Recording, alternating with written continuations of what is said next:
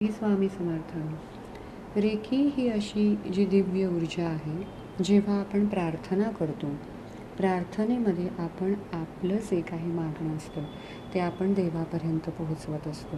परंतु जेव्हा तुम्ही रेकी कॉल करून ध्यान साधनेला बसता, त्या ध्यान साधनेमध्ये प्रत्यक्षात जेव्हा भगवंताचे आशीर्वाद आपल्यापर्यंत पोहोचतात, भगवंत मेडिटेशनमधून आपल्याशी काय संपर्क साधत आहे, आपल्याला काय दिसत आहे, आपल्याला काय उत्तर मिळत आहे स्वतःशीच, ती पाहणं हे महत्त्वाचं आहे.